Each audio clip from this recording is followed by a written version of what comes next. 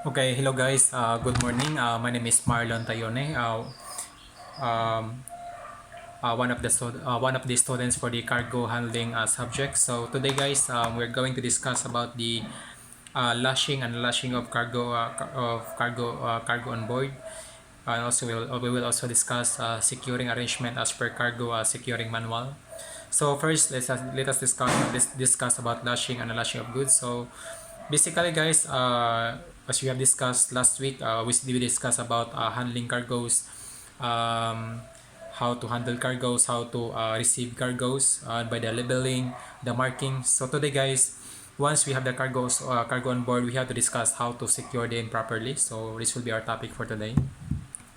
So lashing and unlashing of cargoes. Actually, guys, there are actually three methods of securing cargo on board, and lashing actually is just one of them. So we still have the blocking, the locking, and the lashing. So today we'll only discuss about lashing.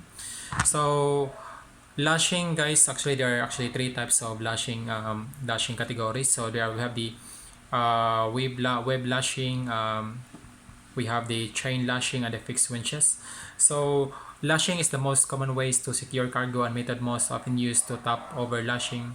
When using top over lashing and cargo pressed down against the load carrier by the tensioning force built up in the lashing, which increase the actual friction between the cargo and the load carrier's surface, thereby prevent the cargo from sliding. Straps also used to prevent the cargo from tipping. So basically, guys, lashing, like we're securing the cargo, like as we can observe, if you've been in a container before, like you can see the container. Usually, guys, container are being secured using the lashing method. So as we can see, there are plenty of straps at the side of the container. So that straps, guys, they call that one lashing. So the lashing method. So for lashing, we have the first type of lashing, that would be the web lashing, the most common lashing method. So one method is that it used to top over lashing or friction when using the top over the cargo and press down against the load barrier by the tensioning force built in the lashing. Simplified, but one could say that the weight is increased. The combined weight, the interaction with the actual friction between the cargo and the load carrier surface, prevent the cargo from sliding. This type of lashing is also used to prevent the cargo from tipping and to wander. So basically, guys, wave lashing, the most common way, so they are using the strap or the something like a special type of plastic, or something like a plastic with what is very strong. So like a sling, actually, guys, that is a sling. So that one, so that is the most common ways of lashing, so the web lashing. So the next one, that will be a chain lashing. So chain lashing is used the same way as web lashing, and the distinction is that more commonly used as the direct lashing. With a chain lashing, it's a G10 or the gross ton is 100, much higher values for LC and STF are reached. So basically, if you have a cargo that is being loaded on board, and um, it is very strong, like very heavy, and that the wave lashing cannot sustain the weight or the friction of the movement of this cargo. So usually they will use a chain lashing, guys, to secure this cargo properly.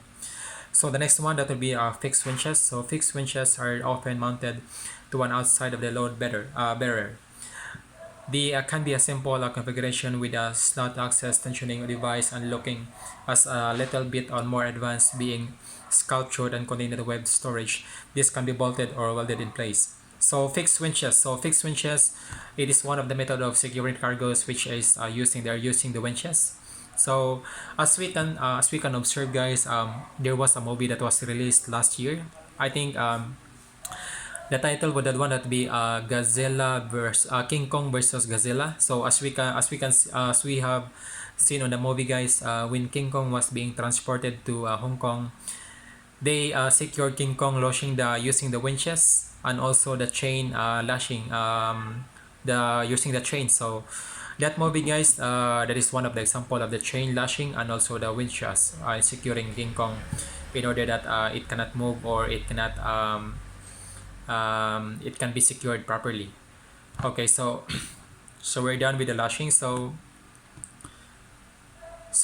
what is container lashing? So container lashing, when a container is loaded over ships and it is secured to the ship's structure and the container be placed below, It by means of lashing rods, tabernacles, and twists and locks, and prevents the container from moving from their places or falling off the sea during or heavy winds. So container lashing. So the most common for all containers, guys, the most common ways of securing the containers, that will be actually the lashing method. So actually, this is actually the best example here. So okay, so we are done now with the lashing and unlashing of the cargo. So let us discuss the next topic, that will be securing arrangement as per cargo securing manual. So as we can observe, cargo securing manual, guys, it is something like a book or manual on board prescribed on how cargo on board should be stowed and secured. It is mandatory to have a cargo securing manual on board on ocean vessels, as it guides the users on how to transport cargo safely from point to another point. So basically, guys, there is a manual on board that we have to check, especially with our cargo, especially if we do not know our cargo, so we have to check that one using the cargo securing manual, in which it will guide us on how to secure that type of cargo on board our vessel. So basically, guys, the organization that implemented this cargo securing manual, that will be no other than the IMO, or the International Maritime Organization, with the support of the SOLAS, or the Safety of Life at Sea. It is also an organization which it is all started by SOLAS. It is all started when there's an incident that has happened, guys, last 1912 with a British passenger ship that is being capsized. So after that incident, they implemented, guys, that we should have this cargo securing manual on board, or so that it can increase the safety of life at sea. So the next thing that you have to discuss here, what does the cargo securing manual specify? So what does it say? A cargo securing manual details all the cargo securing equipment on board and the vessel, whether fixed or portable. It specifies their location and how they should be used to secure the different types of cargoes that are transported.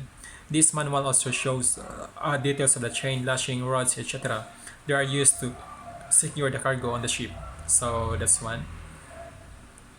So so let us now discuss, guys, the securing arrangement. So as per cargo securing manual, so packing principles relating to cargo and the containers. The principles below are applicable to cargo stowage in the containers carried by the sea, air, road, or rail. This topic will be further discussed as illustrated in the relevant modules on the carriage of goods by sea, or by air, by road, and by rail. There are a number of basic principles applicable to the stowage of all cargoes into containers. The maxim which summarizes the set of principles is the safe container transport that depends chiefly on the correct and immovable stow in an even weight of distribution. So the arrangement guide, that will be the tight stowage. So this can be achieved by making the shape and the dimension of the package an optimum module of the container, or making the base unit of a load a module of the container. So restraint. It is always necessary to restrain the cargo from one or more following the reason to prevent collapse of the stow being packing, unpacking, or during transit. Example, rolls of the linoleum or on end. To stop any movement during the transit of part loads, or a single heavy items, large pieces of machinery.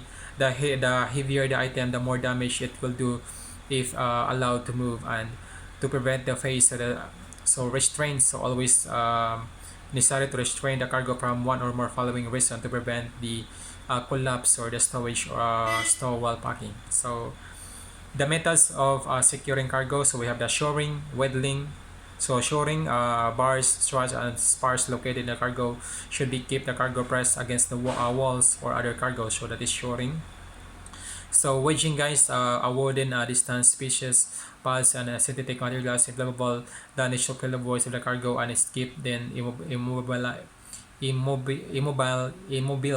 against the container walls. So especially if there's a space between the containers, so in order for the container will not move, so we have to put some wedges, like blocks of woods, to prevent the cargo from moving. So and then aids to good securing. So there's no simple formula to follow when securing cargoes. Each tow must be treated as its own merits. So timber So stowage precautions, so that's all guys. So mostly here that will be the basic securing cargo, so load factors. Okay, so that's all guys, so that's all for today. Thank you so much. So that's all that we have to do if we have the cargos on board. So we have to lash them properly, and then if we are doubtful about our methods of securing the cargo, we have to check the cargo securing manual so that it can really give us the specific ways, specific tension, a specific location where we can put or stow that type of cargo on board. Okay, so thank you so much and have a nice day.